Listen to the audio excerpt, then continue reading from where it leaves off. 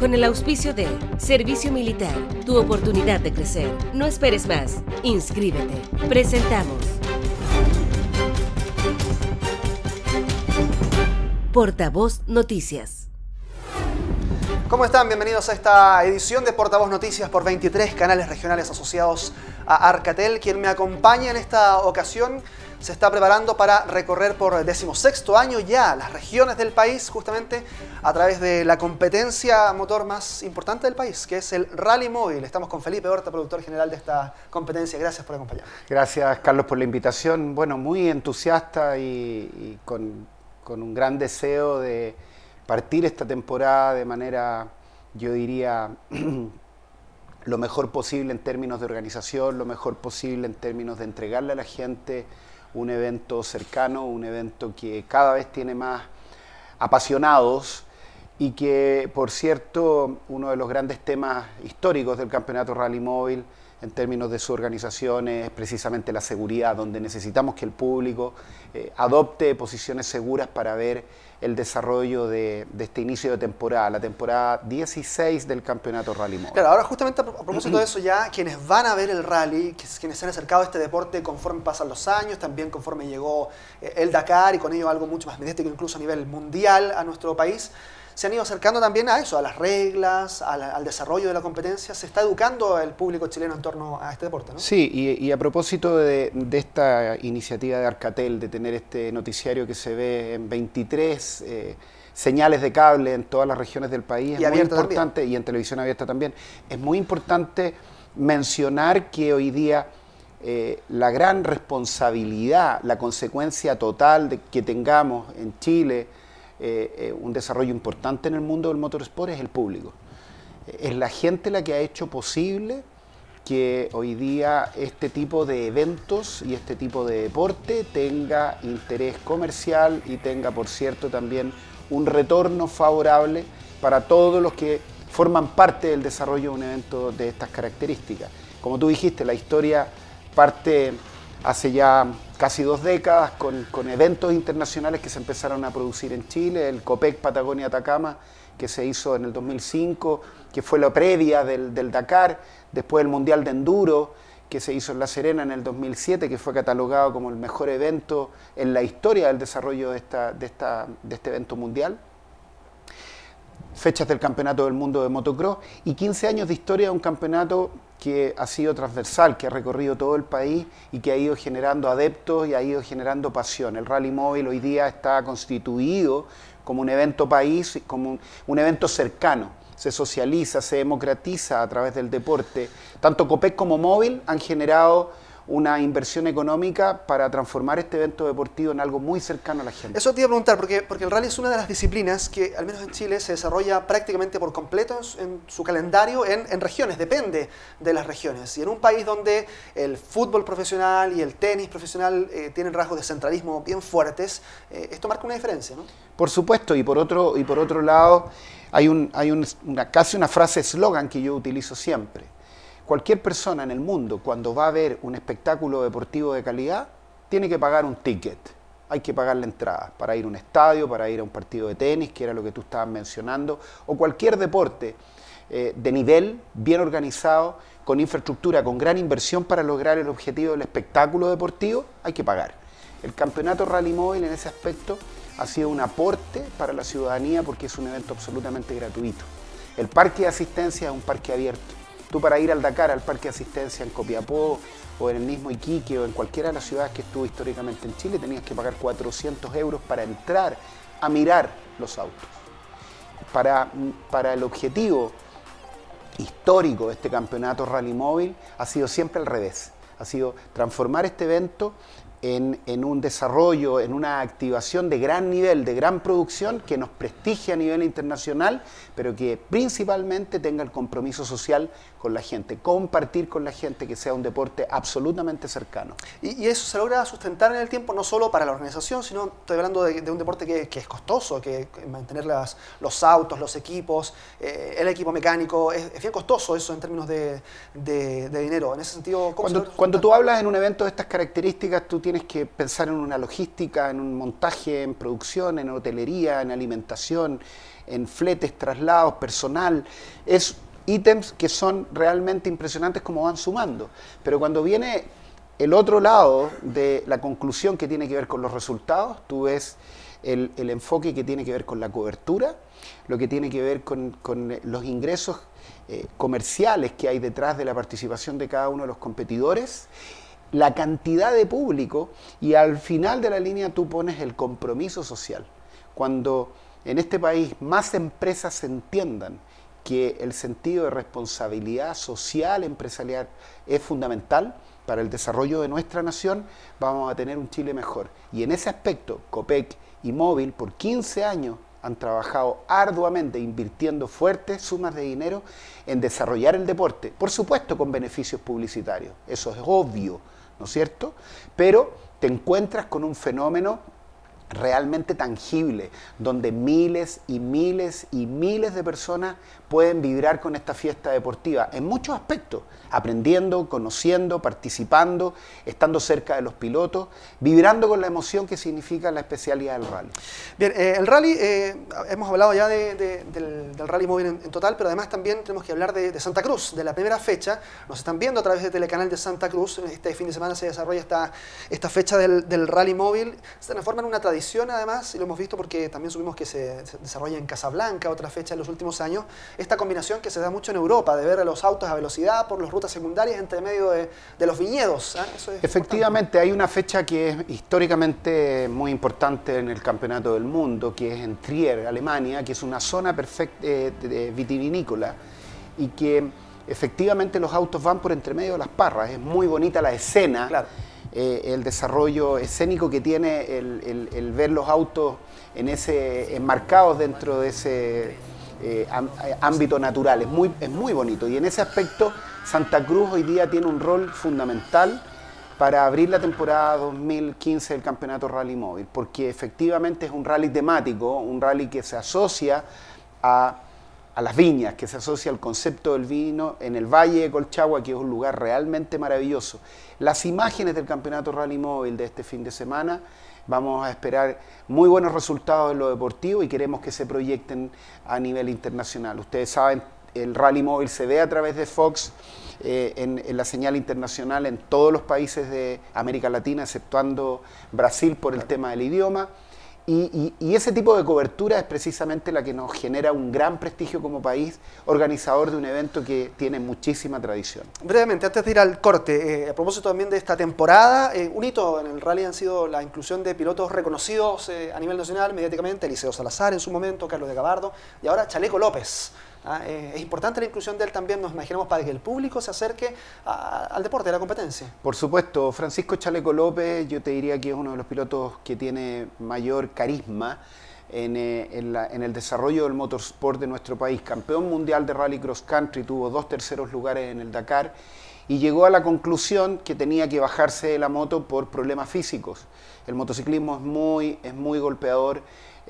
Francisco Chaleco López tuvo accidentes importantes en el desarrollo del Dakar buscando el triunfo, pero yo creo que el verdadero triunfo que ha encontrado en el desarrollo de este evento mundial es darle prestigio a su país y es transformarse en una figura muy cercana de la gente. Y en ese aspecto, que quiera hacer la incursión en el Campeonato Rally Móvil como deportista en la especialidad del automovilismo, creo que para él en términos de desarrollo es muy importante, porque sigue trabajando con sus marcas, con Movistar, con Copec, con todas las marcas que lo apoyan y que por años han estado cerca de la participación deportiva de Francisco Chaleco López. El hecho que él esté ahora con la gente creo que suma. Y por otro lado, técnicamente, el hecho que maneje en el Rally Móvil por un tiempo, un par de temporadas a lo menos, le va a permitir enfrentar la posibilidad de subirse en el Dakar, en el mundo de las 4 ruedas, igual como lo hizo Stefan Peter Hansen, lo mismo como lo hizo Cyril Diprés, y así varios pilotos que fueron primero de las motos en el Dakar y que ahora están en el mundo de las 4 ruedas.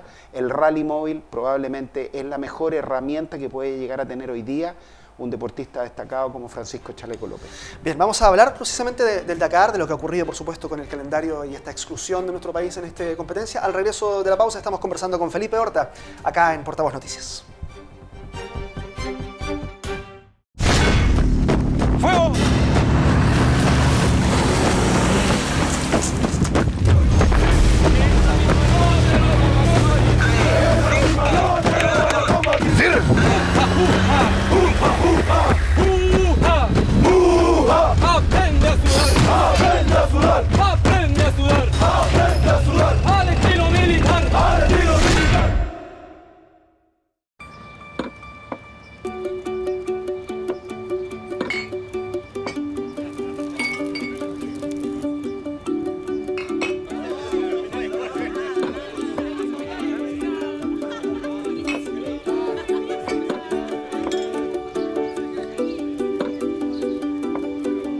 Si reciclas después de tu junta, nosotros reunimos más niños para sanar. Reciclemos envases de vidrio. Reciclemos vida.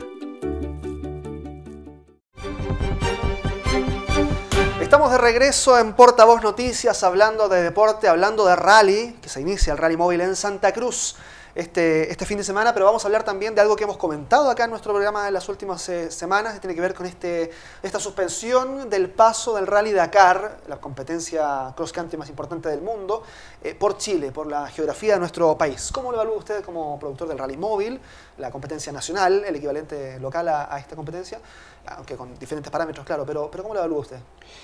Yo tengo una visión que es bastante especial respecto de todo lo que ha ocurrido en nuestro país con el desarrollo del Dakar. Creo que tuvo una explosión el mundo del motorsport en nuestro país.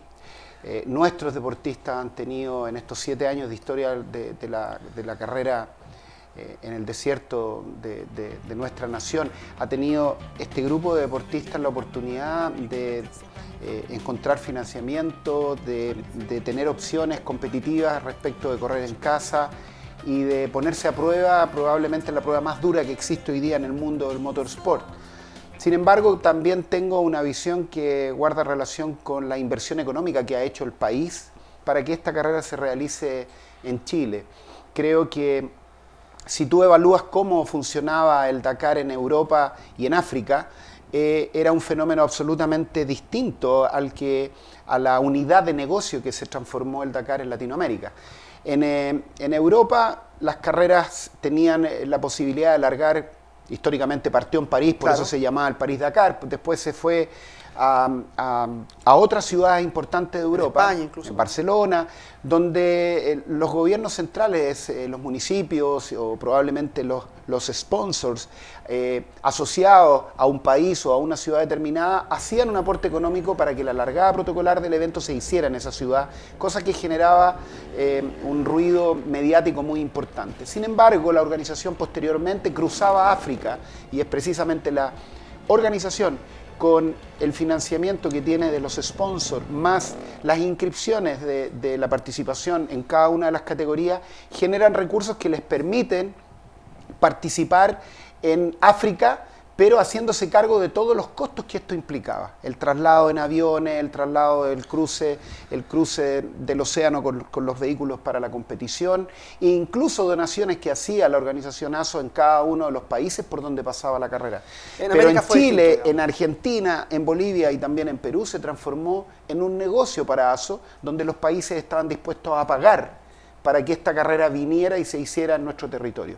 Yo creo que ahí es donde está el principal inconveniente, porque se transformó en un gran negocio para la organización ASO, se transformó en una justificación de peso mayor para los gobiernos de cada uno de los países donde se organiza la carrera, porque hay que justificar este tipo de inversión o este tipo de gasto respecto de obtener cobertura a cambio. Claro. Creo que por ahí es donde probablemente se podría haber hecho un trabajo distinto, donde probablemente la organización francesa podría haber tenido una visión más futurista de entregar mejores beneficios a los medios de comunicaciones locales, mejores beneficios al público chileno, cobrar un ingreso al parque de asistencia, ojalá muy bajo y ojalá cero, y permitir que los deportistas nacionales tuvieran una cobertura y una manera destacada de mostrar el evento en su propio país. Ahora había pilotos chilenos que no estaban muy de acuerdo, que estaban inconformes, que decían que esto era una excusa, que el gobierno sí quería deshacerse en definitiva del Dakar. Bueno, en la explicación yo ni siquiera he mencionado lo de la catástrofe de Atacama, de Copiapó, que es un tema que ojalá más chilenos pudiéramos sensibilizarnos con respecto al drama, a la tragedia que se está viviendo en el norte. Pero el Dakar es un tema aparte. El Dakar, si bien es cierto el gobierno encontró una salida para no traer la carrera respecto a esta tragedia, creo que el problema es más de fondo. El problema es más de fondo y en ese aspecto creo que es tiempo que desarrollemos actividades locales propias para prestigiar nuestro país y para desarrollar la participación también de nuestros deportistas a nivel internacional. El Dakar va a seguir existiendo y los chilenos van a seguir yendo a competir al Dakar. Pero ahora lo importante es que el país tome conciencia que los eventos que se traen a Chile, donde se invierte plata para que estos eventos vengan, tienen que tener beneficios que sean realmente más tangibles. Bien, pues se nos acaba el tiempo, pero hemos tenido una interesante conversación del rally, de deporte y también, por supuesto, del desarrollo de nuestras regiones. Así es que muchas gracias por aceptar nuestra invitación. Yo te agradezco mucho, Carlos, y por cierto, para la gente que está viendo en Santa Cruz, invitarlos para que nos acompañen este fin de semana, entrar a www.rallymovil.cl, porque ahí está toda la información para que la gente, y principalmente hacer hincapié en la seguridad. Queremos que sea una carrera segura, queremos que todos vibren, pero desde posiciones que realmente les permitan reaccionar si es que un auto llega a perder el control. Bien, pues muchas gracias, Felipe. Muchas gracias a ti también. Nos vamos a la pausa. Al regreso hablamos justamente de la situación que está viviendo el norte, Atacama, acá en Portavoz Noticias. Volvemos.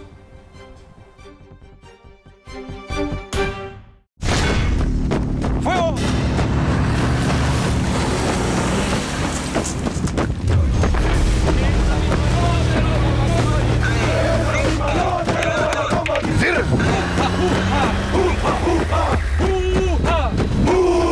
¡Aprende a sudar! ¡Aprende a sudar! ¡Aprende a sudar! ¡Aprende a sudar! ¡Al estilo militar! ¡Al estilo militar!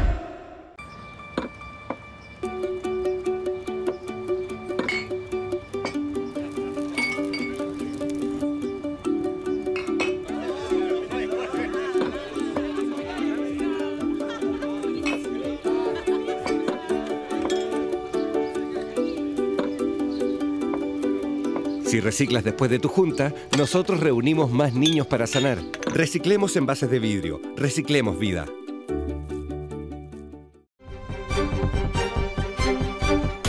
Estamos de regreso en esta conversación acá en Portavoz Noticias.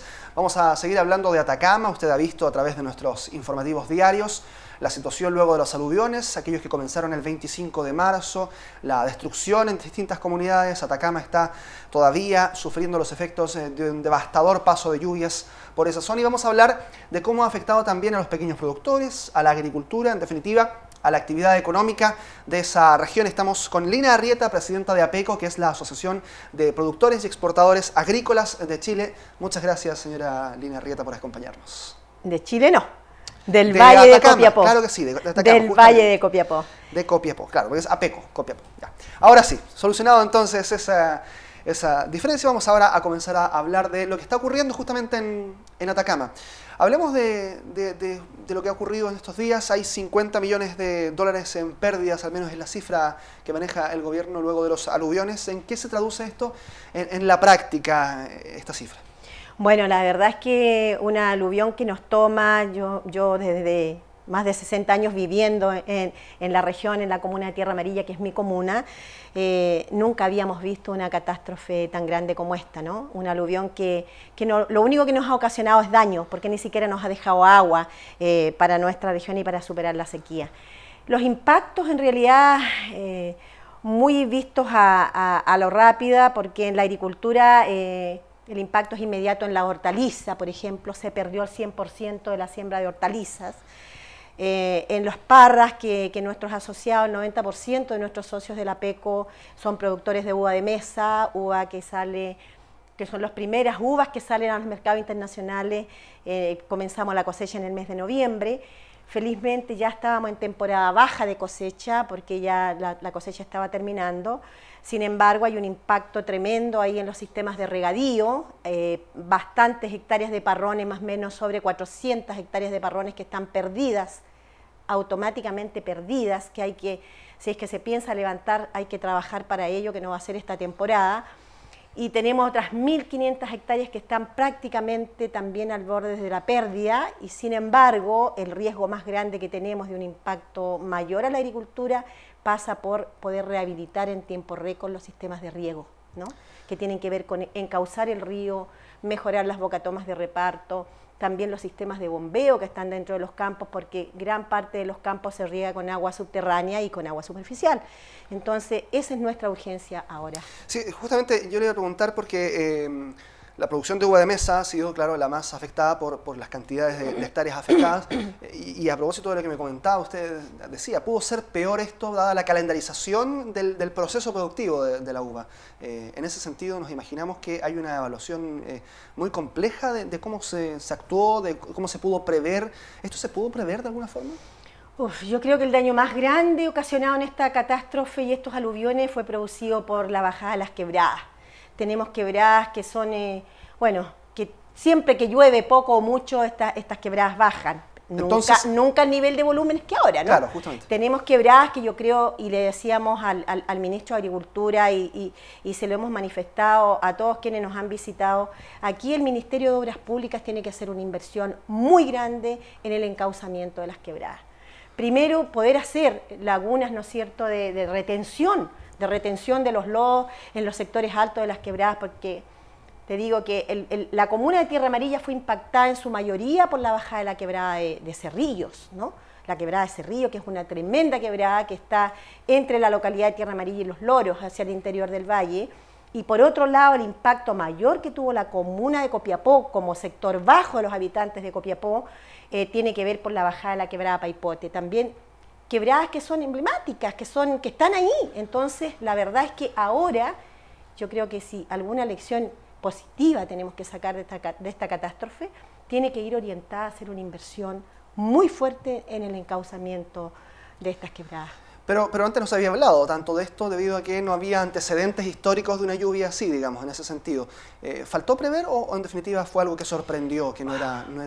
Mira, yo siento que va a ser justo, no sé si hubiésemos podido retener la cantidad de volumen de agua este aluvión, fue salvaje. Sin duda, si tenemos alguna inversión ahí hay una mitigación, eso va a ser siempre, pero de verdad que los volúmenes de agua nos superaron. O sea, tú tenías prácticamente 3 ríos, ¿no? Las calles eran ríos, claro. Y ríos que llevaban lodo, llevaban neumáticos, llevaban casas, llevaban enseres de casa, mira, hasta seres humanos, si mucha gente nuestra se fue entre medio del lodo, gente que todavía está desaparecida. Y yo dijera, a Dios gracias, poca para lo que pudo haber ocurrido, poca. ¿No? Porque la gente alcanzó algunas a ser evacuadas, otras que no alcanzaron, a lo mejor también el llamado llegó tarde y en eso tenemos que aprender. Siento que hay una lección que nos deja este aluvión, que dicen que va a ser el primero de muchos. El cambio climático ha llegado para quedarse y ahora fue Atacama, mañana puede ser cualquier región de la zona centro o la región sur. Entonces, la verdad es que hay que aprender. Yo siento que la ONEMI tiene una tarea tremenda acá. Los intendentes, otra tarea, que estos COE que se forman integren a todos, que podamos sectorizar las comunas, ¿no? Y tener encargados por sector, porque mira acá lo que nos pasó fue dramático, nos quedamos de inmediato sin carretera, tenemos una única vía prácticamente que une Copiapó, Tierra Amarilla y todas las comunas, que es la C35, esa es nuestra columna vertebral, se cortó.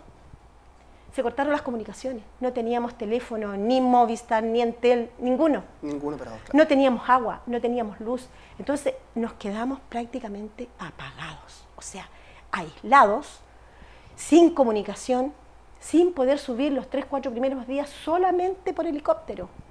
Helicópteros que también a lo mejor fueron insuficientes, ¿no? En el momento, para el rescate de los heridos. En nuestro valle no fueron muchos, afortunadamente, los heridos. Tuvimos un muerto de nuestra empresa socia, un desaparecido hasta el momento, que fue poco para la magnitud de la catástrofe. Bueno, uno la escucha el testimonio que viene desde ahí mismo. Usted está en Tierra Amarilla en ese preciso momento del 25 de marzo y uno escucha que hay que apelar entonces a una reestructuración, al menos lo que se entiende, de todo el organismo de emergencias, ¿no? ¿Es así? Así es. No, yo creo que tenemos que ponernos todos de una vez por todas pantalones largos, ¿no? Y hay que generar una ONEMI a la altura que tiene que tener una ONEMI en la región. Primero una infraestructura, porque yo creo que los primeros que se anegaron y se inundaron fueron la oficina de la ONEMI. Nosotros como asociación de productores todavía no podemos entrar a nuestras oficinas, porque quedamos aislados. Entonces empezar a operar, tratar de ir a rescatar los computadores para trabajar desde sus casas el equipo y asistir, porque nuestra primera cosa fue asistir a los trabajadores que estaban dentro de los campos, que tampoco eran pocos. Teníamos más o menos 2.000 personas adentro de los campos.